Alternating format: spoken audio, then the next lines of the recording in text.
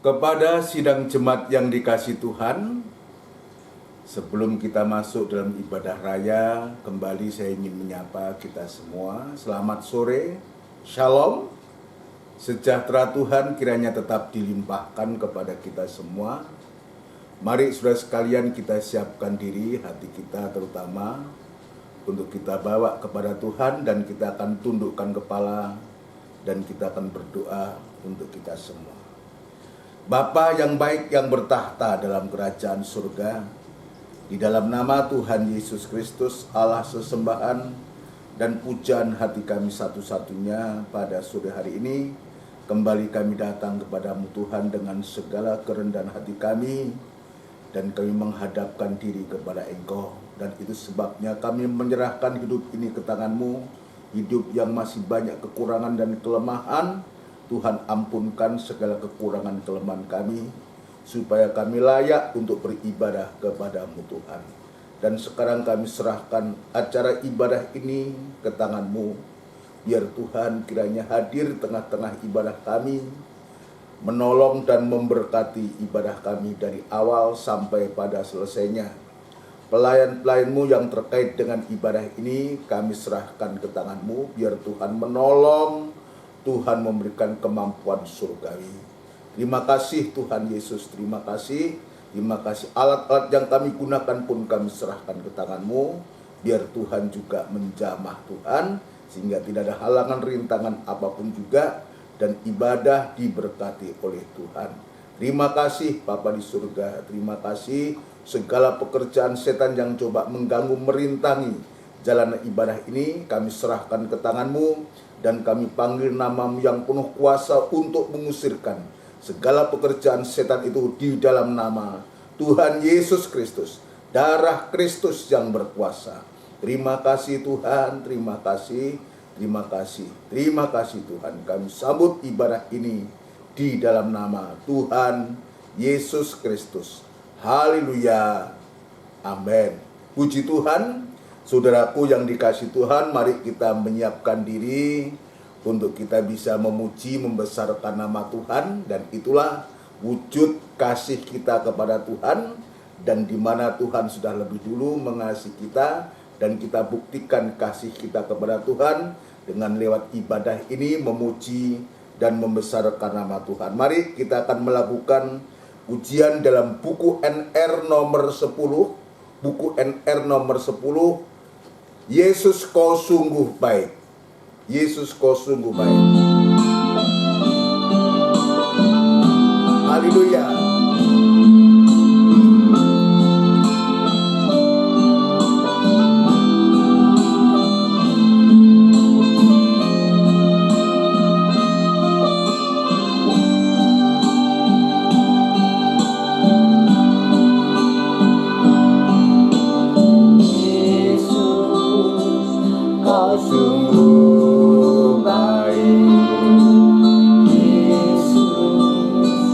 Nama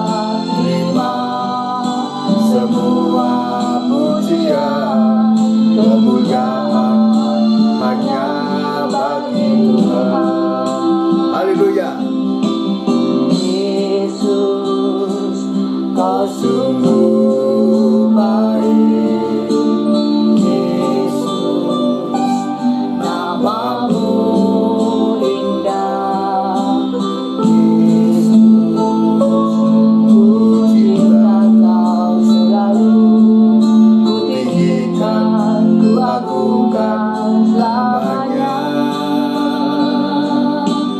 Yesus, ini doaku. Yesus, ini pujianku.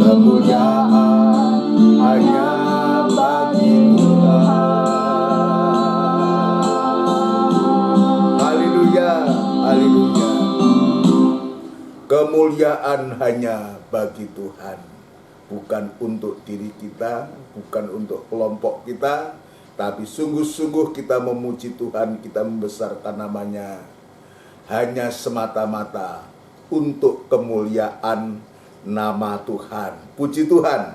Mari saudara sekalian, kita akan melanjutkan pujian kita, sekaligus kita akan mempersiapkan diri untuk firman Tuhan. Kita akan melakukan pujian dari buku Psalo, buku Psalo nomor 15, Engkau Allah yang kutinggikan.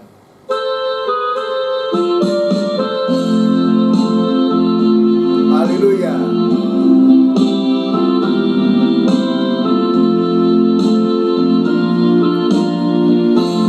Engkau Allah yang kutinggikan,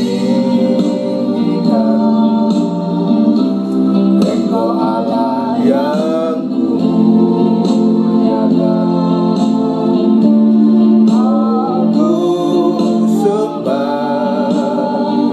Aku sembah Yesus Tuhan. Engkau Allah yang kutinggikan, Engkau Allah yang kumuliakan.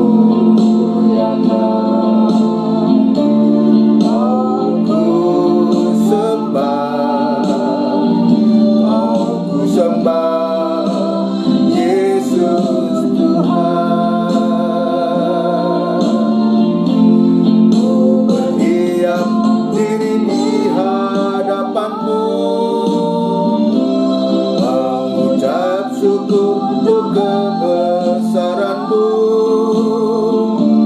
dan belajar mengerti rencana-Mu dalam hidupku ini. Haleluya. Ku berdiam diri di hadapan-Mu, mengucap syukur untuk kebesaran-Mu, dan belajar mengerti rencana-Mu dalam hidupku ini.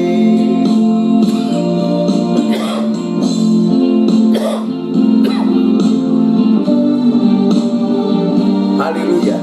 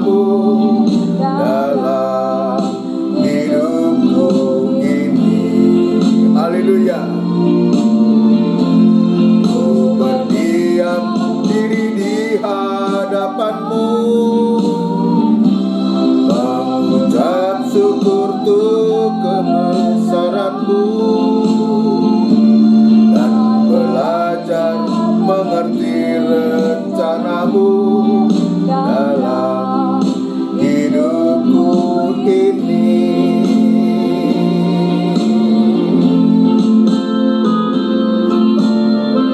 Bersama kita tundukkan kepala, kita berdoa untuk firman Tuhan. Kita mohon kemurahan-Nya. Tidak putus-putusnya kami mengucapkan syukur dan terima kasih kepadamu Tuhan. Engkau begitu baik dan Engkau sangat mengasihi kami. Dan sekarang ini Tuhan, kami sungguh-sungguh menghadapkan diri sekali lagi kepadamu untuk belajar lagi membaca firman-Mu, untuk mendengarkan firman-Mu. Ya Tuhan, Engkau membuka hati kami yang seluas-luasnya untuk supaya firman-Mu boleh mendapatkan tempat yang terbaik dalam hati kami. Urapi firman-Mu dan urapi kami sekalian dalam pengurapan daripada yang kudus. Terima kasih Tuhan, terima kasih. Kami juga berdoa untuk gereja-gereja lain yang bersamaan beribadah semacam di tempat ini. Kiranya Tuhan juga menolong memakai para hamba-hamba Tuhan, para gembala-gembala dimanapun mereka berada dalam tugas penggembalaannya. Dan sertakan pembukaan firman-Mu Tuhan untuk kebutuhan sidang jemaat-Mu semua. Urapan yang sama Engkau juga nyatakan kepada hamba-hamba-Mu semua. Terima kasih Tuhan, terima kasih. Terima kasih, hamba tetap berserah diri kepadamu.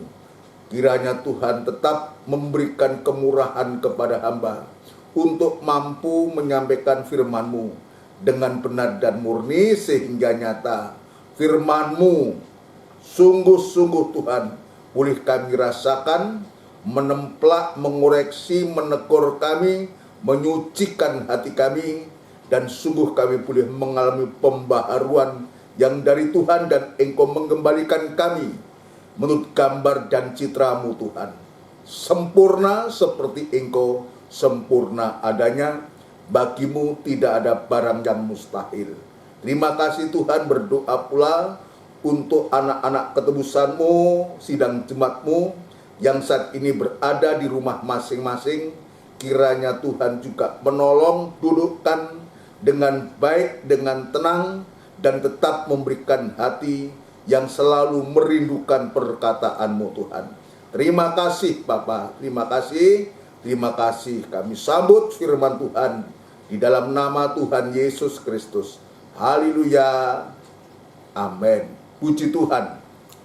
Saudaraku yang dikasihi Tuhan, ya sebelum lanjut dalam pemberitaan firman Tuhan, kembali saya mengucapkan shalom, sejahtera Tuhan kiranya tetap dilimpahkan kepada kita semua, dan selamat untuk kita bisa mendengarkan sabda Tuhan. Puji Tuhan, tidak terasa sekarang kita sudah masuk tanggal yang ke-19, tanggal 19 hari Minggu ibadah raya ini, dan hari-hari berikutnya kita masih ada ibadah-ibadah di tempat penggembalaan GKGM, masih ada ibadah.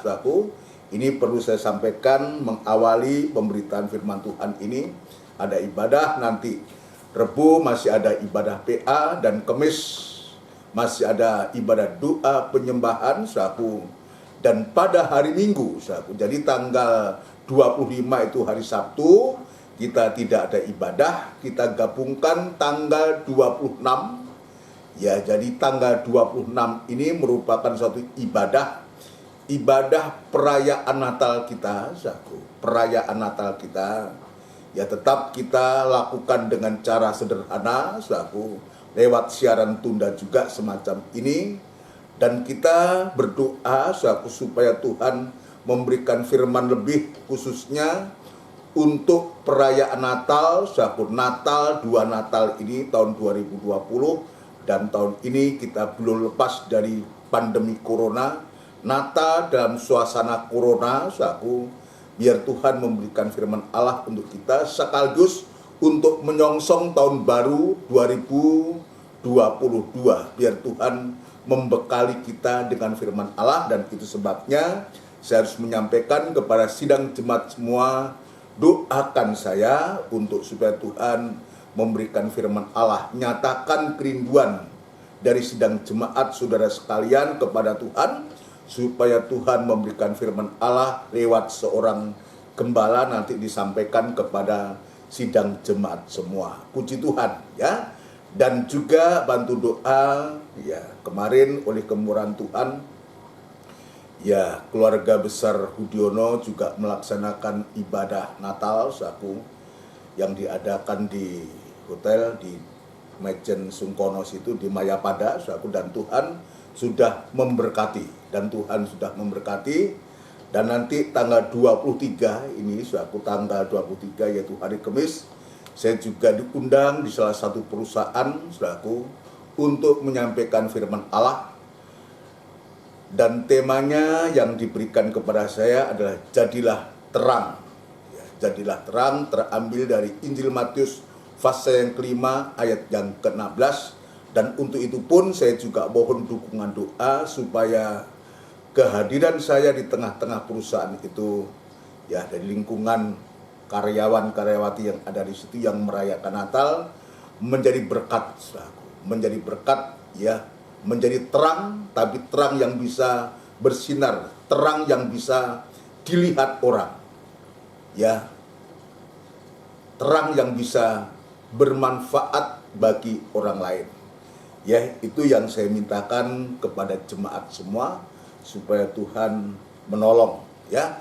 Puji Tuhan, setelah tanggal 26 perayaan Natal kita GKGM saku, maka kita bukan beristirahat nanti, tapi ibadah di rumah masing-masing saku, yaitu hari Rebunya, itu hari Rebunya ya, tidak ada PA saku. Pada tanggal 29 Desember tidak ada PA, dan tanggal 30 itu hari Kamis tidak ada doa penyembahan, dan kita kembali lagi pada tanggal 2 ya, pada tanggal 2 Januari tahun baru kita akan memulai lagi ibadah. Jadi nanti tanggal 29, tanggal 30 tidak ada ibadah, tapi kita akan mulai lagi tanggal 2 Januari merupakan satu awal atau tahun baru.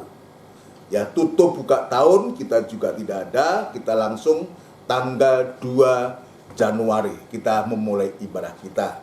Itu sebabnya saya mohon perhatian dari saudara-saudara sekalian, dan waktu-waktu yang masih ada ini untuk mengakhiri tahun 2021 ini, biar kita bawa kehidupan kita lebih dekat lagi kepada Tuhan lewat ibadah-ibadah, khususnya lewat perayaan Natal yang Tuhan berikan kepada kita. Mari saudara sekalian, kita akan kembali dalam topik pembicaraan kita. Ya, topik pembicaraan kita. Kita masih sedang mempelajari bagaimana Tuhan melawat kita. 7 lawatan Tuhan, 7 asuhan Tuhan ini penting buat kita. Ini merupakan suatu upaya Tuhan untuk mengembalikan kita pada gambar dan teladannya Allah. Jadi asuhan Tuhan lewat kandang penggembalaan yang Tuhan sediakan buat kita itu ini upaya Tuhan untuk mengembalikan manusia yang pernah jatuh dalam dosa itu dan diselamatkan, dan sekarang kita berada di kandang penggembalaan ini untuk diasuh, untuk kita dipulihkan atau dikembalikan kepada gambar dan citranya Allah. Artinya kita mau dibawa kembali ya, serupa dengan Dia, segambar dengan Dia, sempurna, sama mulia seperti Dia mulia adanya. Dan itu sebabnya lewat kandang-kandang penggembalaan yang Tuhan percayakan, khususnya kandang penggembalaan di GKGM Trirejo, Pondok Chandra, dan Gunung Sari ini, yang semua juga saya layani ini, biar kita sungguh-sungguh menyediakan hati, menyiapkan hati untuk menerima asuhan, bimbingan Tuhan, pemeliharaan Tuhan, sampai pun dalam penjagaan dan perlindungan Tuhan untuk kita. Ini luar biasa yang Tuhan tunjukkan. Kita sudah mempelajari di bagian yang keempat yang kita masih lanjutkan, ya, yang harus diasuh tubuh, mulai dari tubuh kita, jiwa kita, roh kita, tapi juga sekarang yang keempat ini adalah perbuatan kita. Kenapa perbuatan itu harus diasuh? Kalau perbuatan itu tidak diasuh oleh Tuhan, maka perbuatan-perbuatan kita ini cenderung untuk selalu berbuat jahat. Dan kalau sudah hati manusia sudah cenderung untuk berbuat jahat, saudaraku, maka tinggal menunggu waktu, ya, cenderung dari pikirannya, angan-angannya, sampai perbuatan sudah masuk dalam perbuatan jahat, saudaraku.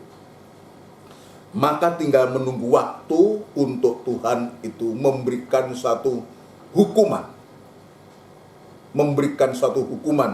Contohnya di zaman Nuh, maka Tuhan menghukum dengan air bah, saudaraku.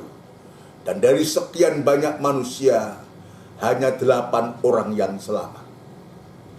Ini kita bisa membayangkan, sebab Tuhan sangat menyesal, sekali itu adalah buah ciptanya sendiri, saudaraku. Dia menyesal karena kecenderungan manusia itu selalu untuk berbuat jahat. Nah, itu sebabnya bagi kita anak-anak Tuhan, khususnya gereja Tuhan di zaman akhir ini, jangan jemu-jemu, jangan bosan-bosan untuk kita mendapatkan suatu asuhan dari Tuhan. Jangan bosan untuk kita terus diasuh, dibimbing oleh Tuhan, supaya kehidupan kita lewat asuhan Tuhan dan kandang penggembala ini, betul-betul kehidupan kita ini ya mendapatkan suatu arahan yang pasti, ya, untuk kita dibawa atau dipersiapkan. Mungkin bagi manusia itu mustahil, karena Tuhan mengajarkan kepada kita, hendaklah engkau benar seperti Yesus benar. Hendaklah engkau kudus atau suci seperti Allah itu kudus. Dan yang terakhir, hendaklah engkau sempurna. Ini kemustahilan semua bagi manusia. Untuk bisa menjadi hidup benar itu bukan perkara yang gampang. Ada kebenaran, tapi itu bukan kebenaran. Itulah yang namanya kebenaran diri sendiri. Ada kesucian, tapi itu bukan kesucian. Karena apa? Setelah kita menyatakan suci, maka kita cenderung untuk menghakimi orang lain. Itu bukan kesucian. Ya, apalagi sempurna. Tapi Tuhan menginginkan, menghendaki kita, bukan hanya kita benar, suci, sampai kita menjadi sempurna. Nah, ini kan mustahil buat kita. Tapi itulah yang Tuhan tunjukkan. Hendaknya engkau benar seperti Bapa itu, ya. Hendaklah engkau sempurna seperti Bapa itu sempurna. Jadi ukuran kebenaran, ukuran kesucian, ukuran kesempurnaan itu ada pada Tuhan. Bukan ada pada manusia, sehebat, sebagus apapun juga, bukan. Tapi ada pada Tuhan.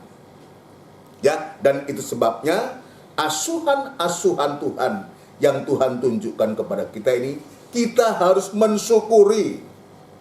Kita harus berterima kasih kepada Tuhan. Ya, kalau Tuhan sampai hari ini, detik ini, di mana kita gereja Tuhan di hari-hari ini sedang juga sibuk ya dalam pelayanannya, khususnya dalam perayaan Natal. Saudara kita pun juga demikian sedang mempersiapkan ibadah-ibadah Natal, ya, entahkah itu di gereja kita atau di luar, saudaraku. Tapi biarlah kehidupan kita lewat asuhan Tuhan ini, kita dibawa oleh Tuhan untuk kita bisa melayani Tuhan. Itu bukan dengan tangan yang mati, tapi dengan tangan yang dipulihkan oleh Tuhan. Tangan yang dijamah oleh Tuhan. Dan itu sebabnya mari kita akan masuk dalam pemberitaan firman Tuhan ini, saudaraku.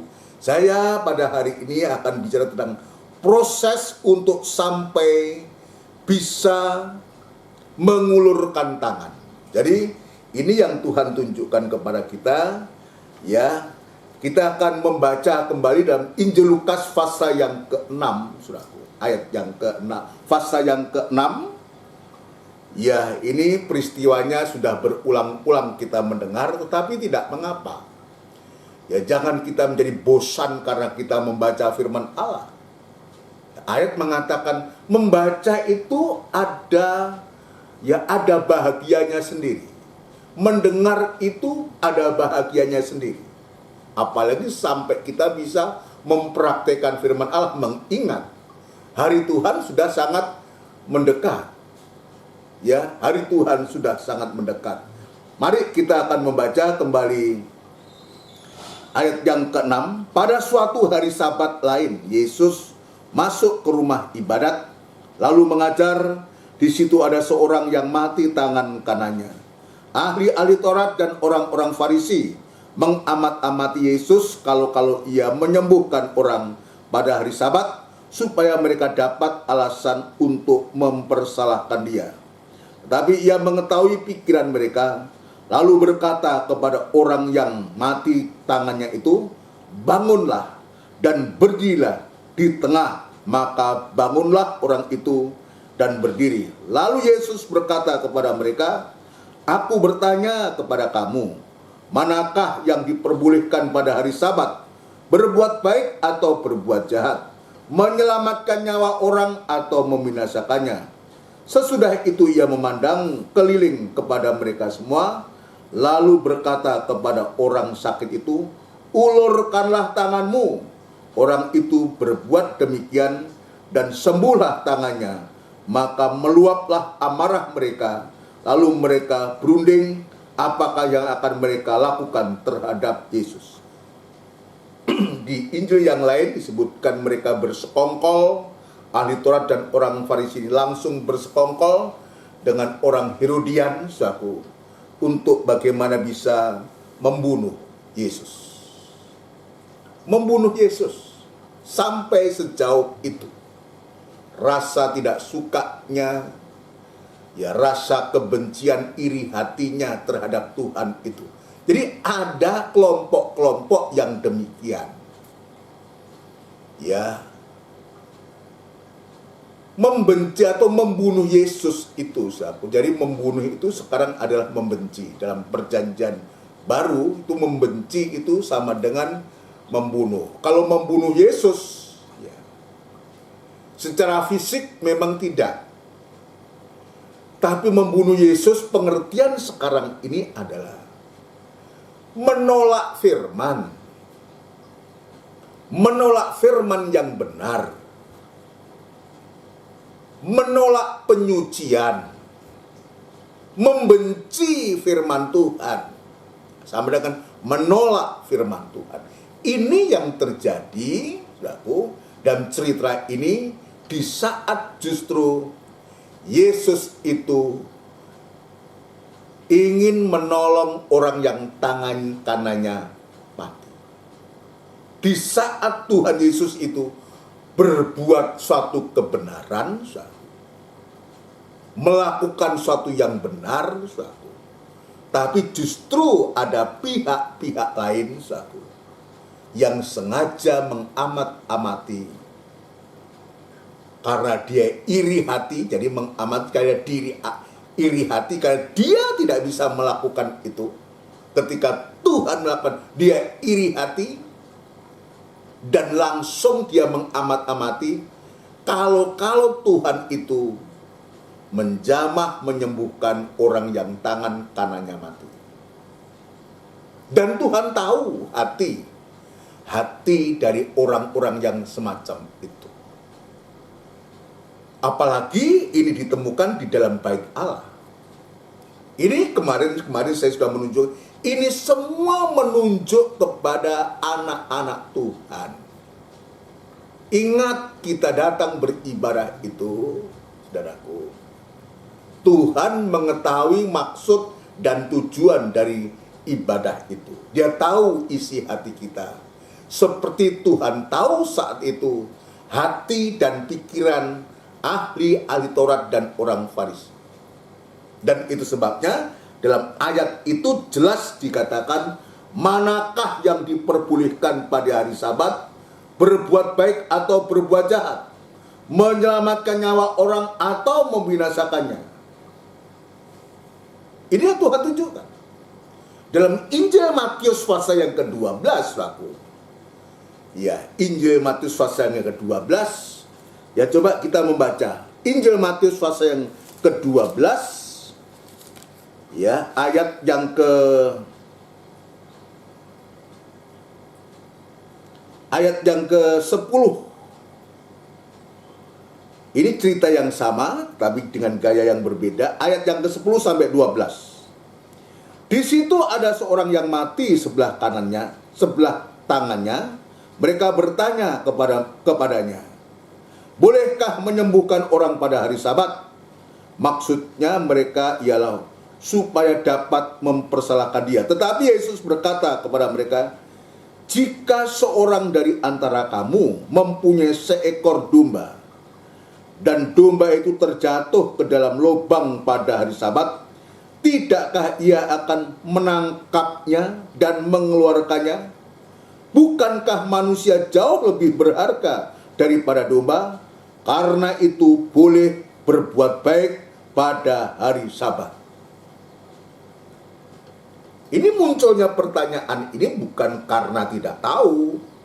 Karena mereka memang sudah tahu, ingin menguji, ingin mencari salahnya Tuhan. Tapi Tuhan tegaskan. Tuhan memberikan perumpamaan. Jadi perumpamaan yang Tuhan tunjukkan ini bukankah ya tentang ya seorang yang mempunyai seekor domba dan domba terjatuh dalam lubang ini suatu. Tuhan tunjukkan ini sama dengan bahwa tangan kanan yang mati itu sama dengan bagaikan seekor domba dan domba yang terjatuh ke dalam lubang pada hari Sabat. Artinya apa? Dua-duanya perlu ditolong. Orang yang mati tangan kanannya juga perlu ditolong. Domba yang jatuh ke dalam lubang ini juga harus ditolong. Sekalipun itu hari Sabat. Dan Tuhan jelas mengatakan, bukankah manusia jauh lebih berharga daripada domba? Karena itu boleh berbuat baik pada hari Sabat. Dan memang dalam cerita selanjutnya juga ketika Tuhan melakukan itu, menimbulkan suatu gejolak dan mereka betul-betul merencanakan untuk membunuh Yesus.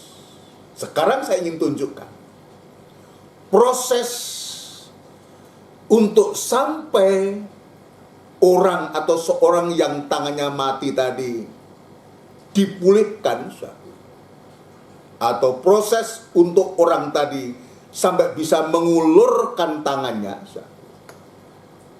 Dan Tuhan katakan dalam Injil Lukas tadi, dia katakan, tetapi ia mengetahui pikiran mereka lalu berkata kepada orang mati tangannya itu, "Bangunlah dan berdirilah di tengah." Jadi prosesnya untuk sampai tangan itu diulurkan yang nanti akan menghasilkan kesembuhan atau pemulihan, saudaraku, yaitu prosesnya harus berdiri di tengah. Jadi kalimat berdiri di tengah ini kita perhatikan baik-baik. Tadi saya mengatakan bahwa orang yang tangannya mati tadi digambarkan domba yang terjatuh ke dalam lubang. Lubang di sini, ya, ini juga banyak pengertiannya, tapi saya mengambil satu aja. Domba yang jatuh dalam lubang ini, lubang dosa. Perbuatan-perbuatan jahat dan perbuatan najis. Jadi orang yang semacam ini pun, saudara, ya, dosa yang diperbuat oleh anak-anak Tuhan. Jadi ini digambarkan semacam itu, domba tapi masuk ke lubang. Domba loh. Ya. Dia sudah disebutkan domba, bukan kambing, domba. Dia sudah jatuh dalam dosa dan kejahatan. Yang orang lain mungkin mengatakan, dia itu, mungkin kita nggak simpati lagi, gini-gini. Karena orang itu jatuh ke lubang dosa. Tapi Tuhan mengatakan bahwa yang disebutkan itu manusia itu, jadi tangan yang mati itu digambarkan domba yang jatuh. Manusia itu lebih berharga daripada domba. Kalau domba pun kalau dia jatuh juga diangkat dan diambilnya. Apalagi ini manusia yang juga harus ditolong. Dan nampaknya ketika Tuhan tahu itu dan ada reaksi keras, dan Tuhan mengatakan berdirilah di tengah. Ini sebelum Tuhan ya mengatakan ulurkanlah tanganmu, proses untuk sampai mengulurkan tangan ini satu tadi saya mengatakan, yaitu Tuhan minta untuk supaya orang yang tangan kanannya mati itu berdirilah di tengah. Nah di sini sesungguhnya tidak ada yang sulit. Buat seorang yang tangan kanannya mati tidak ada yang sulit, sebab yang sakit bukan kakinya. Kalau kakinya lumpuh, mungkin ya dia sulit untuk berdiri. Tapi karena tangan kanannya yang mati, dia tetap bisa berdiri. Nampaknya, saudara, perhatikan baik, nampaknya ketika orang yang tangan kanannya mati ini, dia berada di bait Allah, dia tidak berani di depan-depan. Orang-orang yang semacam itu kan begitu. Dia ada di belakang atau di samping. Ya. Ya di tempat-tempat begitulah. Tetapi Tuhan itu luar biasa. Apa maksudnya Tuhan mengatakan berdirilah di tengah ini? Ya. Kalau dia ada di belakang atau di pinggir samping-samping sana, ya mungkin juga dari orang yang tangan kanannya mati juga sengaja untuk berbuat demikian. Sengaja untuk berbuat demikian, untuk menyembunyikan tangan kanannya yang mati, untuk supaya tidak dilihat orang. Ya, kita ingat waktu Tuhan mencari Adam dan Hawa. Hei Adam, di mana kau? Dia bersembunyi. Nampaknya orang tangan kanannya mati, dia sengaja bersembunyi untuk supaya cacatnya itu, tangan kanan yang mati itu tidak diketahui orang. Perhatikan baik-baik. Dan inilah karakter orang yang jatuh ke dalam lubang. Kehidupan yang hidup dalam dosa dan kejahatan. Seringkali tanpa disadari dia mengurung diri. Mengasingkan diri. Bukan diasingkan, mengasingkan dirinya sendiri. Tidak mau bergaul dengan siapa-siapa dan semua-semua. Itu ciri. Aduh, coba dibaca. Ya, dibaca kitab Kejadian ini. Ya, Kejadian pasal yang keberapa? Yang ketiga. Kejadian pasal yang ketiga, saudara, ya. Kejadian pasal yang ketiga.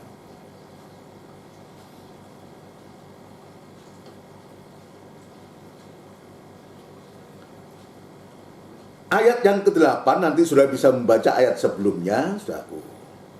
Ya, ayat 8 ini perbuatan Tuhan, upaya Tuhan untuk mencari manusia. Kejadian pasal 3 ayat 8, ketika mereka mendengar bunyi langkah Tuhan Allah yang berjalan-jalan dalam taman itu pada waktu hari sejuk, bersembunyilah manusia dan istrinya itu terhadap Tuhan Allah di antara pohon-pohonan dalam tangan. Jadi kalau kita melihat bahasa seharinya, ini Tuhan diajak singitan sama Adam dan Hawa. Ya, coba, itulah ciri kehidupan berdosa. Ya. Demikian juga tangan kanan yang mati tadi. Seseorang yang tangan kanan, dia tidak berada di tengah-tengah, tidak berada di dekatnya Tuhan. Dia bersembunyi, bahkan mungkin sengaja untuk menyembunyikan tangan yang mati itu, untuk supaya orang tidak melihat, seolah-olah dia sehat, tapi dia ada problem, ada kesalahan. Kita lihat apa yang kata Tuhan. Tetapi Tuhan Allah memanggil manusia itu dan berfirman kepadanya, "Di manakah engkau?" Jadi ini upaya Tuhan. Seperti Tuhan melakukan kepada orang yang tangan kanannya mati tadi. Ya, dia katakan, "Berdirilah di tengah." Dan sekarang dan di manakah engkau? Ia menjawab, "Ketika aku mendengar bahwa engkau ada dalam taman ini, aku menjadi takut karena aku telanjang, sebab itu aku bersembunyi." Ini yang terjadi, saudara. Ini yang terjadi. Itu sebabnya dalam kitab Injil Lukas yang kita baca tadi jelas. Maka Tuhan perlu memanggil dia. Berdirilah di tengah. Manusia berusaha untuk menutupi dosa kejahatannya dengan segala cara. Bahkan anak-anak Tuhan sengaja ingin menutupi kejahatannya, ya, menutupi dosanya, tapi tidak bisa. Padahal dia berada di tengah-tengah ibadah, dalam suasana ibadah di hari Sabat, saudara. Dia berusaha untuk menyingkir atau mengasingkan, bukan diasingkan, mengasingkan dirinya sendiri. Dia sengaja untuk dia mau dekat-dekat yang lain. Tapi Tuhan juga tahu, bukan hanya Tuhan tahu pikiran hati dari ahli Alkitab dan orang Farisi, tapi Tuhan juga tahu keadaan dari orang yang tangan kanannya mati. Sebab dia perlu ditolong. Perlu ditolong. Kecenderungan manusia atau anak-anak Tuhan sekalipun untuk selalu menyembunyikan yang tidak benar. Cacat, celah, aib itu selalu disembunyikan. Dia takut seperti Adam. Aku takut karena aku telanjang. Itu sebabnya aku sembunyi. Dan Tuhan sekarang mencari. Dan Injil Lukas juga demikian. Bangkitlah. Ya, berdirilah di tengah. Artinya apa? Ketika Tuhan mengatakan demikian kepada orang tangan kanannya mati ini, perbuatannya yang tidak benar, yang jahat dan najis, yang berdosa ini, yang tidak jujur ini, maka justru perhatian Tuhan tertuju kepada dia. Jadi kalau sekarang ini firman Tuhan sedang menunjuk kepada kita semua, Tuhan sedang berbicara menunjuk kepada setiap kita. Jangan kita berprasangka yang tidak baik terhadap Tuhan. Ini merupakan suatu perhatian Tuhan terhadap kita. Karena apa? Tuhan mau menolong kita. Jadi perkataan Tuhan, berdirilah di tengah ini, bagaikan perhatian Tuhan. Tuhan tidak menghendaki dia harus menyembunyikan cacatnya itu. Tapi manusia berusaha untuk bisa menutupi. Anak-anak pun juga berusaha untuk menutupi kekurangannya. Selalu begitu. Tuhan itu baik. Tuhan itu baik. Maksudnya apa? Dia disuruh berdiri di tengah. Tadi saya mengatakan, kalau dia tidak ada di tengah, di pinggiran, ya orang tidak tahu semua. Kalau dia itu cacat, apalagi kalau dimasukkan, ya atau ditutupi dengan apa, dengan macam apa, yang seolah-olah kemudian dia tidak cacat, saudara. Tapi dengan adanya Tuhan mengatakan, berdirilah di tengah. Dia dipanggil untuk berdiri di tengah. Maksudnya untuk supaya Tuhan itu langsung bisa melihat cacat tangan yang mati yang ada pada seseorang. Satu, dari pihak Tuhan. Yang kedua juga demikian. Orang-orang yang hadir saat itu mungkin dalam satu gereja, kalau dia ditaruh di tengah, kan semakin dekat. Untuk supaya juga orang-orang itu juga tahu dan melihat. Orang-orang tahu untuk melihat itu bukan untuk menceritakan, bukan untuk mencela, tapi tujuannya Tuhan tunjukkan itu, saudara. Dari pihak Tuhan jelas, dari pihak sesamanya. Kalau itu jemaat lain, itu kalau di tengah-tengah jemaat, maka jemaat bisa melihat bukan untuk mencela, tapi melihat untuk supaya juga jemaat yang lain bisa melihat. Yang kedua, juga mendoakan orang yang semacam ini. Sebab ini perlu ditolong. Orang ini perlu ditolong. Ya, artinya buat kita semua, ya, cacat celah, dosa kejahatan itu mendapatkan suatu koreksi yang tadinya disembunyikan, sekarang bagikan dipertontonkan oleh Tuhan. Dan Tuhan melihat. Dari pihak orang yang sakit tangan kanannya ini, kalau dosa kesalahannya dinyatakan oleh Tuhan, tujuannya untuk supaya pihak yang sakit ini menyadari, mengakui, yaitu mengaku kepada Tuhan. Benar Tuhan, memang tanganku cacat. Satu, ini pertama. Kedua, orang-orang yang melihat, tujuannya apa? Dari pihak orang yang sakit ini juga bukan hanya mengakui kepada Tuhan, tapi juga mengakui kepada sesama yang mungkin oleh karena perbuatannya sudah menyakiti, yang lalu mengatakan sudah menjadi sandungan buat orang lain, sudah menyandung orang lain. Jadi mengakui kepada Tuhan, juga mengakui kepada sesama. Jadi kalau Tuhan tunjukkan dia di tengah, itu untuk supaya orang melihat, dia mengakui, benar kawan, benar saudara, benar teman-teman, memang tangan kananku ini mati.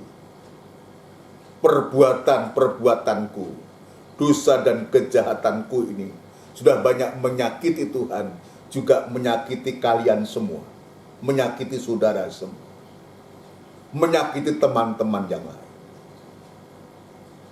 Kalau kedua-duanya ini kita lakukan, maka Allah itu ulang-ulang saya mengatakan, Allah itu Allah yang penuh dengan kemurahan dan belas kasihan. Allah itu setia dan adil.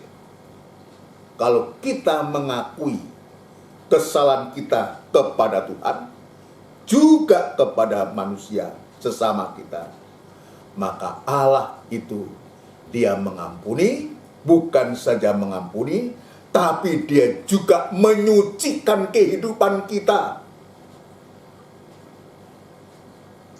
Ini yang Tuhan tunjukkan. Ini prosesnya.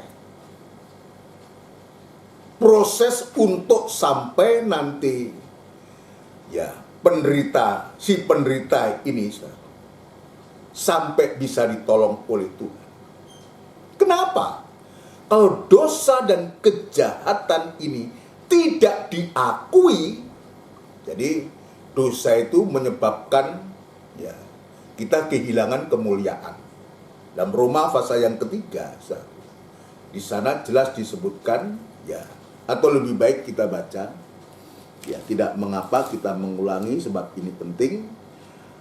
Roma pasal 3 ayat yang ke-23, karena semua orang telah atau sudah berbuat dosa dan telah kehilangan kemuliaan Allah. Telah kehilangan kemuliaan Allah. Tetapi dalam Yesaya pasal yang ke-59, dosa dan kejahatan itu, inilah yang membuat kita terpisah. Jadi dosa ini adalah pemisah antara manusia dengan Allah. Coba bayangkan kalau sampai dosa dan kejahatan itu, perbuatan-perbuatan itu tidak dijamah oleh Tuhan. Dan terus perbuatan-perbuatan yang jahat terus kita lakukan. Itu bukan kita memuliakan Allah. Kita memilukan hati Allah, juga memilukan hati sesama kita. Kalau itu suami memilukan istrinya, memilukan anaknya. Kalau itu istri memilukan suaminya, memilukan anaknya. Kalau itu anak yang melakukan itu, perbuatan yang tidak benar itu, akan memilukan kedua orang tua. Terpisah dengan Allah. Karena kejahatan yang tidak pernah diakui di hadapan Tuhan, juga di hadapan manusia, menjadi pemisah antara manusia dengan Allah. Yesaya pasal 59. Yesaya pasal 59, ya. Yesaya pasal 59. Nanti saya juga ingin menyampaikan arti yang kedua tentang berdiri di tengah ini. Tapi yang pertama ini, ya saya ingin tunjukkan kepada kita semua lebih dulu. Ya, jika Tuhan izinkan saya akan menyampaikan hari ini. Kalau tidak ya nanti di PA juga kita bisa sampaikan. Yesaya pasal 59 ayat yang pertama sampai dengan ayat yang ketiga. Perhatikan baik-baik ya. Kita simak baik-baik ini. Dosa adalah penghambat keselamatan. Ini perikopnya. Yesaya pasal 59 ayat yang pertama. Sesungguhnya, jadi kata sesungguhnya ini bukan tanpa makna. Ini suatu penegasan Tuhan. Ya, untuk meyakinkan kita. Sesungguhnya tangan Tuhan tidak kurang panjang untuk menyelamatkan. Jadi Tuhan itu berupaya menolong siapapun juga, termasuk domba yang masuk dalam lubang, termasuk juga tangan kanan yang mati itu. Juga termasuk orang-orang berdosa, bahkan yang sudah ada di bait Allah sekalipun. Sesungguhnya tangan Tuhan tidak kurang panjang untuk menyelamatkan, dan pendengarannya tidak kurang tajam untuk mendengar. Lalu pertanyaannya, kenapa kita berdoa? Ya, kok seolah Tuhan tidak mendengar? Bukan Tuhan tidak mendengar. Bukan Tuhan tidak kurang tajam untuk bisa mendengar. Tuhan itu sungguh maha mendengar. Ya. Kita mungkin sudah banyak berdoa dan banyak berdoa. Dan selalu kita mengatakan, Pak Pendeta, tolong doakan saya. Bantu dalam doa. Tapi bagaimana didoakan dan doa dikabulkan? Kalau yang bersangkutan sendiri tidak mau menyerahkan hidupnya kepada Tuhan. Satu sisi dia minta doa, didoakan, tapi dia sendiri tidak mau berubah. Coba, itu sebabnya Tuhan mengatakan, dan pendengarnya tidak kurang tajam untuk mendengar. Ini yang selalu kita lakukan. Di satu sisi kita minta untuk didoakan. Bahkan berkata kepada Bapak Pendeta, Pak Gembala, doakan saya begini. Iya, didoakan. Memang itu tugasnya, nggak usah disuruh juga, selalu didoakan. Tapi persoalannya, kalau kehidupan itu tidak mau berubah, tidak mau bertobat, apapun doa yang kita panjatkan, ya Tuhan juga, ya seng dengar, orang Ambon bilang, nggak mau dengar. Bukan Tuhan itu tuli atau tidak mendengar. Tapi ada sesuatu yang harus diselesaikan dulu. Dalam Yakobus pasal 4, ya, kita sudah berdoa. Ya. Sudah berdoa. Meminta sesuatu. Yang kita minta yang aneh-aneh. Ya Tuhan tidak maulah semacam itu. Untuk apa Tuhan mendengarkan doa kita, lalu membawa mereka itu lebih jatuh dan lebih jatuh? Tuhan tahu kok isi hati kita, tujuan hidup hati kita ini. Nanti sudah bisa baca. Seringkali kita berdoa kepada Tuhan, tapi isi doa itu nanti adalah hanya untuk kepentingan pribadi. Dan di sini jelas disebutkan, dan pendengarannya tidak kurang tajam untuk mendengar, tetapi yang merupakan pemisah antara kamu dan Allahmu. Ya, ini Nabi saya berbicara ini kepada. Tetapi yang merupakan pemisah antara kamu dan Allahmu, ini Tuhan tunjukkan. Yesaya menunjukkan ini kepada umat. Yang membuat pemisah antara kamu dengan Allahmu ialah segala kejahatan. Yang menjadi pemisah karena perbuatan yang jahat itu dan najis itu, yang membuat Tuhan itu tidak mendengar, yang membuat Tuhan itu tidak mau menolong. Disebutkan tidak kurang panjang untuk menyelamatkan atau menolong. Dan pendengarannya tidak kurang tajam untuk mendengar. Tapi yang menjadi sebab dari semua ini adalah kejahatanmu, dan yang membuat dia menyembunyikan diri terhadap kamu, sehingga ia tidak mendengar, ialah segala dosamu. Ini jelas. Itu sebabnya tadi saya mengatakan, ini harus diselesaikan tuntas. Harus tuntas. Harus benar-benar kita dinyatakan benar di hadapan Tuhan. Kenapa saya mengatakan demikian? Karena mata Tuhan itu hanya tertuju kepada orang-orang yang benar. Sampai Tuhan menyembunyikan, sampai Tuhan tidak mendengar dan tidak mau menyelamatkan, karena ada dosa dan kejahatan. Ini harus dituntaskan. Saya selalu mengajarkan untuk supaya kita bisa akrab berdamai dengan Tuhan, ya, maka kita harus mengaku kepada Tuhan. Mengakui kesalahan kita, dosa kita. Jangan kita sembunyikan. Sengaja kita menyembunyikan, menutup-nutupi supaya ya kalau bisa jangan sampai orang lain tahulah perbuatan kita. Jangan demikian sampai kapanpun juga.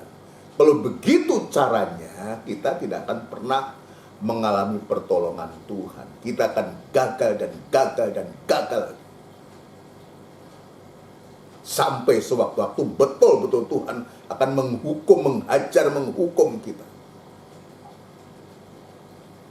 Harusnya dengan adanya kegagalan-kegagalan, peristiwa-peristiwa itu harusnya membuat kita menjadi sadar. Tapi justru sebaliknya kita semakin mengeraskan hati. Karena ada setan di dalam situ. Hati keras itu. Iya, puji Tuhan. Ayat selanjutnya ayat 3. Sebab tanganmu cemar oleh darah. Ada tindakan kekerasan.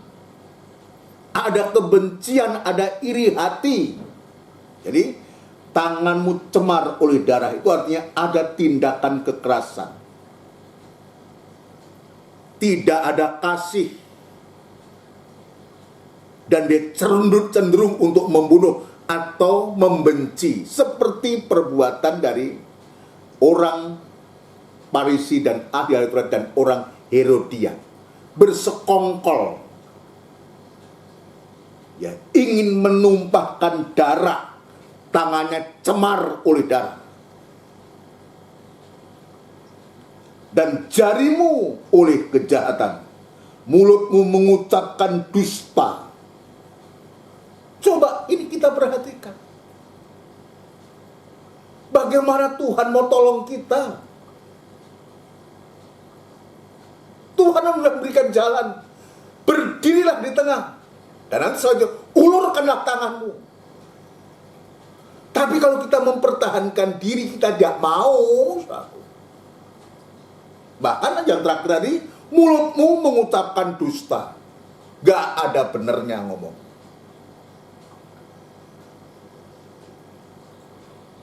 Sewaktu-waktu saya mendengarkan pengakuan dari seorang istri terhadap suaminya. Saya ditipu, Om. Saya diapusi, Om. Kenapa? Karena mulut ini tidak kita gunakan untuk berbicara yang benar. Ya katakan ya, tidak katakan tidak. Hanya bermulut manis untuk mengelabui. Kalau suami istrinya, istri suaminya, anak orang tuanya, orang tua kepada anaknya, mengelabui dengan kata-kata dusta. Tidak berani berkata benar. Kita sering menipu, tidak tepat waktu, berbohong, dusta. Mulut dusta itu artinya tidak ada kebenaran di dalam mulutnya. Ini yang membuat orang tidak percaya. Tuhan tidak percaya kepada orang yang semacam ini. Orang pun juga tidak percaya kepada orang dusta yang tidak benar ini. Coba kita akan susah hidup di dunia ini kalau kita nggak dipercaya sama orang. Kita akan jadi susah. Kita akan menderita. Saudara sekalian. Nah itu sebabnya Tuhan memberikan cara, memberikan jalan kepada kita. Ya mulutmu mengucapkan dusta, lidahmu menyebut-nyebut kecurangan. Tidak ada kejujuran apa-apa. Selalu kita melingkari janji. Dan seringkali kita ya anggap itu tidak apa-apa, adem ayem saja. Yang lebih celaka lagi, tidak merasa berbuat dosa. Nggak ada reaksi, nggak ada respon. Biasa-biasa saja. Dianggap perbuatan-perbuatan, ya jangan demikian. Ini berada di dalam bait Allah loh. Orang yang tangannya mati, yang perbuatannya semacam itu. Harusnya ketika Tuhan ya memberikan suatu proses berdirilah di tengah. Itu kesempatan untuk kita mengatakan, benar Tuhan, tangan kananku memang mati. Benar kawan-kawan, tangan kanan mati. Kesempatan untuk kita mengaku kepada Tuhan, mengaku kepada sesama. Kalau kita mengaku kepada Tuhan, kepada sesama, tadi saya sebutkan dalam 1 Yohanes pasal yang pertama ayat yang 9, maka Allah itu setia dan adil.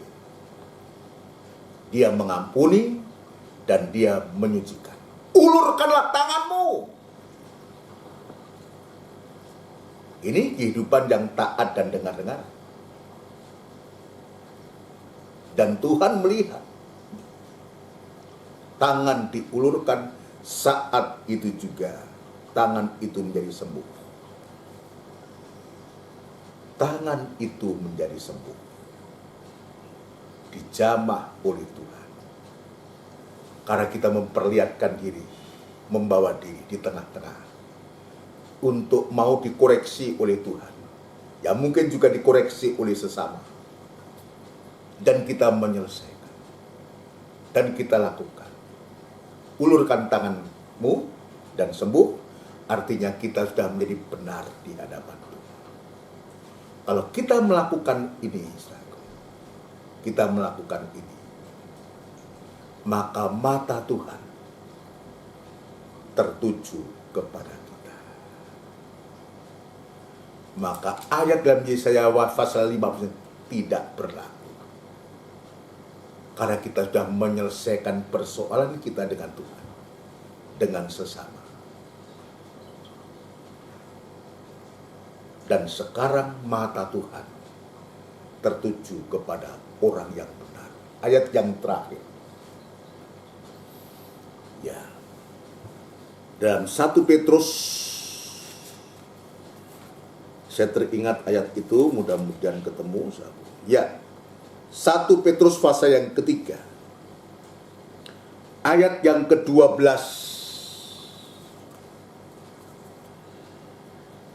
Sebab mata Tuhan tertuju kepada orang-orang benar. Dan sekarang kalau kita sudah datang kepada Tuhan mengakui, dan siap Tuhan menunjukkan cacat celah kita dan kita mengakui. Jangan pengakuan yang dipaksa atau terpaksa harus mengaku. Mengaku itu kepada Tuhan itu harus dengan sadar. Dengan sadar, jangan dipaksa, jangan terpaksa. Dari pihak kita menyadari bahwa kita sudah berbuat dosa. Seringkali kalau kita nggak dipaksa, nggak ngaku. Tetap aja, tangan yang mau disembunyikan saja. Jangan begitulah. Sekarang kita lihat. Sebab mata Tuhan tertuju kepada orang-orang benar, dan telinganya kepada permohonan mereka yang minta tolong. Tetapi wajah Tuhan menentang orang-orang yang berbuat jahat. Kalau kita tidak mengakui dan kita tidak mau berubah, kita tetap memberikan diri sebagai musuhnya Allah. Tetapi wajah Tuhan menentang orang-orang yang berbuat jahat. Maka kita akan tetap terpisah dengan Tuhan. Sama dengan kita menempatkan diri sebagai musuhnya Allah. Apa kita ini? Siapa kita ini? Kok sampai menempatkan diri sebagai musuhnya Allah? Harusnya kita menempatkan diri sebagai orang-orang yang siap berdamai dengan Allah. Berusaha berdamai dengan Allah dan dengan sesama. Tapi Tuhan itu baik. Tuhan itu kesetiaannya, kasihnya terhadap orang-orang berdosa itu sesungguhnya, ya, tidak perlu diragukan sampai dia memberikan nyawa. Memberikan nyawa untuk orang-orang berdosa, untuk kehidupan kita. Mari saudaraku, lewat ibadah raya ini, biar hati kita dijamah oleh Tuhan. perbuatan-perbuatan kita dijamah oleh Tuhan. Dan nanti jika Tuhan izinkan saya akan menjelaskan arti daripada berdirilah di tengah ini. Setelah yang pertama, berdirilah di tengah ini untuk memberikan koreksi kepada kita. Dan nanti pada bagian yang kedua, arti dari berdiri di tengah ini kita akan lihat. Kenapa harus berdiri di tengah? Setelah kehidupan itu diampuni oleh Tuhan. Apa artinya berdiri di tengah itu? Jika seizin Tuhan nanti ibadah PA saya akan menjelaskan tentang berdiri di tengah bagian yang kedua. Sekarang Tuhan ingin menyelesaikan kehidupan kita, persoalan kita, supaya kita bisa berdiri di tengah bagian yang kedua nanti. Ada apa di sana? Kita akan melakukan satu pujian buat kita semua. Ya, judulnya Bapa Kau Setia. Bapa Kau Setia.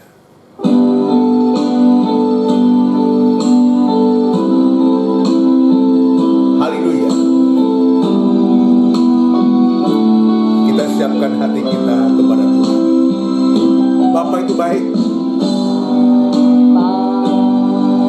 Kau setia.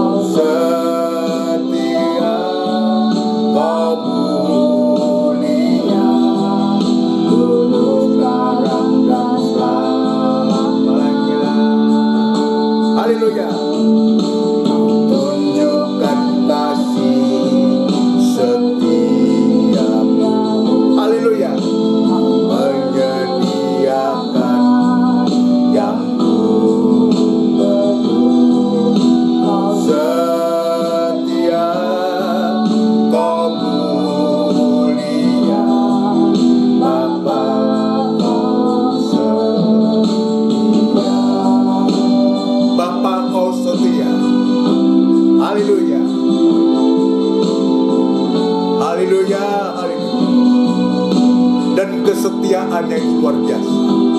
Hanya untuk menolong kita dia harus berkorban nyawa. Haleluya.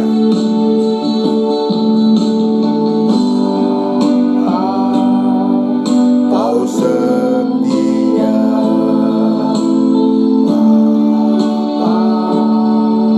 Kau mulia, tenanglah jiwaku, aman bersamamu. Haleluya.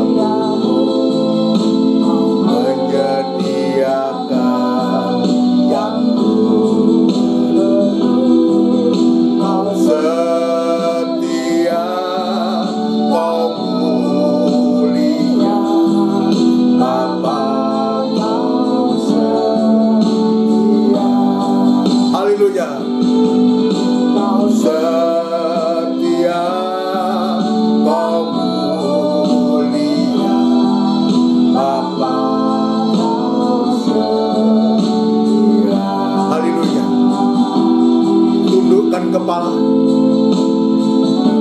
Tundukkan kepala. Haleluya. Tundukkan kepala, kita akan berdoa kepada Tuhan. Kita menyerahkan hidup kita kepada Tuhan. Benar Tuhan, kami harus mengakui bahwa kesetiaan-Mu Tuhan begitu luar biasa kepada kami orang-orang berdosa ini. Tuhan, terima kasih untuk lawatan-Mu pada sore malam hari ini Tuhan. Engkau memberkati kami, Engkau menyadarkan kami harus berdamai dengan Tuhan untuk supaya kami boleh mendapatkan pertolongan yang dari Tuhan sendiri. Terima kasih Tuhan. Terima kasih untuk firman-Mu. Terima kasih untuk berkat-Mu pada sore malam hari ini Tuhan. Terima kasih. Biar berkat-Mu melimpah dan menjadi berkat bagi orang lain dan nama Engkau yang dipermuliakan. Terima kasih Bapa. Terima kasih di dalam nama Tuhan Yesus Kristus.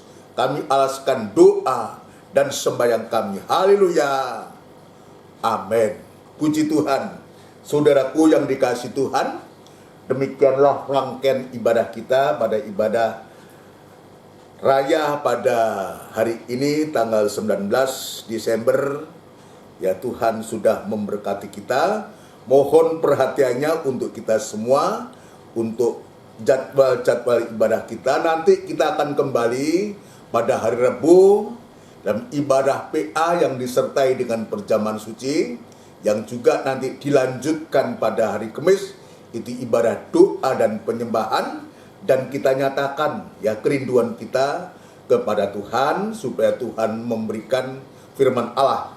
Juga untuk ibadah Natal kita tanggal 26 Desember, suatu jamnya sama, jam 5:30 sore, tepat semua ya kita berdoa. Dan setelah itu nanti pada tanggal 29 dan 30 itu hari Rabu tidak ada PA, dan hari Kamis tidak ada doa penyembahan. Kita masuk dalam ibadah yang pertama di tahun yang baru, yaitu tanggal 2 Januari. Itu sebabnya kita berdoa supaya Tuhan memberikan firman Allah untuk ibadah-ibadah kita di akhir daripada tahun 2021 ini, khususnya dalam Natal, untuk bekal tahun yang akan datang yang kita belum tahu apa yang akan terjadi. Tetapi kita yakin jika kita ada di dalam firman Allah, kita ada dalam asuhan Tuhan, maka Tuhan pasti mempersiapkan kita dengan heran. Ini yang Tuhan tunjukkan kepada kita semua. Nanti kita akan berdoa untuk sidang jemaat semua, saudara sekalian. Kita doakan dalam menghadapi perayaan Natal. Ya, coba Tuhan juga menolong memberikan kesehatan kepada kita semua. Kita juga berdoa untuk saudara-saudara kita yang sudah selalu kita doakan, Bapak Budiono, supaya Tuhan jamah memberikan kekuatan, memberikan semangat yang baru. Ya, kita doakan Edwin, ya oleh kemurahan Tuhan, ya sudah cukup sehat, cukup segar, sekalipun ya badannya agak ramping saudaraku, tetapi puji Tuhan lah, Tuhan sudah memberikan pertolongan. Kesaksiannya mengatakan ini hanya kemurahan Tuhan saja. Ya, juga kita berdoa untuk Tante Aniwaro. Saya juga baru-baru berkunjung, dia juga ya menghadapi ya operasi jika seizin Tuhan, tapi bagi Tuhan tidak ada barang mustahil untuk bisa menjamah. Biar Tuhan memberikan damai sejahteranya ya. Tuhan memberikan damai sejahtera. Juga kita berdoa untuk yang lain-lain yang mungkin tidak disampaikan atau tidak kita sebut nama satu persatu, dan kiranya Tuhan menolong khususnya orang-orang tua kita semua. Mari kita akhiri ibadah kita dengan kita menundukkan kepala untuk kita bisa menerima doa berkat buat kita semua. Terima kasih Tuhan, tidak putus-putusnya kami mengucapkan syukur dan terima kasih kepadamu. Engkau begitu baik dan perhatianmu terhadap kami luar biasa. Lawatanmu Tuhan, sebab sungguh Engkau sedang memperhatikan, mata Tuhan sedang tertuju kepada kami untuk menolong kami semua, supaya kehidupan kami menjadi kehidupan yang perbuatan kami sehat, tangan kami menjadi sehat, dan kami bisa melayani Engkau dengan leluasa. Terima kasih Tuhan, terima kasih untuk berkat-Mu yang melimpah ini tersimpan dalam hati kami dan menjadi iman sehingga kami boleh mempraktekkan firman Tuhan. Terima kasih. Kami berdoa untuk ibadah-ibadah yang Tuhan sudah sediakan, yang sudah hamba sampaikan. Ya Tuhan, baik ibadah-ibadah di akhir Desember ini, sampai pun permulaan tahun kami serahkan ke tangan-Mu, khususnya dalam ibadah-ibadah perayaan Natal. Tuhan kami serahkan ke tangan-Mu, tetap memberikan kerinduan untuk sidang jemaat-Mu, untuk merindukan perkataan-Mu, untuk merindukan firman-Mu, sebab firman-Mu inilah Tuhan yang sanggup untuk menolong kami. Dan itu sebabnya Tuhan, nyatakanlah firman-Mu dalam kami semua, untuk supaya kami senantiasa hidup dalam kelimpahan berkat firman-Mu Tuhan. Kami berdoa untuk sidang jemaat semua, mulai dari yang kecil, yang terkecil, anak-anak, remaja, kaum muda, dewasa, sampai yang paling sepuh sekalipun.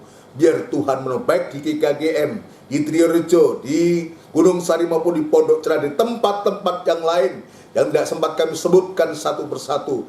Engkau lawat mereka semua, memberkati mereka, dari nikah, rumah tangga, usaha, pekerjaan mereka, masalah persoalan yang sedang dihadapi. Jemaat Tuhan, ulurkan tangan kasih untuk memberikan pertolongan Tuhan kepada sidang jemaat-Mu semua. Ampunkan kesalahan kekurangan dari jemaat-Mu semua Tuhan. Terima kasih Tuhan. Terima kasih Tuhan. Terima kasih. Kami juga berdoa untuk bangsa dan negara kami, Republik Indonesia yang kami cintai, kepada pemimpin kami, mulai dari Bapak Presiden, Wakil Presiden, jajaran menteri yang ada, pejabat tinggi negara, di pusat, di daerah. Tuhan memberkati, berikan Tuhan TNI Polri juga Tuhan boleh bau-membau, mendukung apa yang diprogramkan oleh pemerintah ini. Dan Tuhan memberikan hikmat akal budi, sehingga kebijakan-kebijakan yang ada ini betul-betul bermanfaat untuk seluruh rakyat Indonesia ini. Terutama Tuhan jauhkan daripada permusuhan, pertengkaran, kebencian dan semua, dan gantikan damai sejahtera-Mu dan tengah-tengah bangsa kami, untuk supaya benar-benar Tuhan, bangsa kami ini mengalami suatu damai sejahtera, terutama anak-anak ketebusan-Mu tetap bisa beribadah kepada bencana-bencana alam yang terjadi di tengah-tengah bangsa kami, yang di sana juga ada mungkin anak-anak Tuhan. Biarlah Tuhan juga lawat semua Tuhan, segala pekerjaan setelah bentuk apapun juga yang coba mengganggu anak-anak-Mu, mengganggu bangsa kami. Kami sudah dipanggil nama-Mu yang penuh kuasa untuk mengusirkan segala pekerjaan setan itu di dalam nama Tuhan Yesus Kristus, darah Kristus yang berkuasa.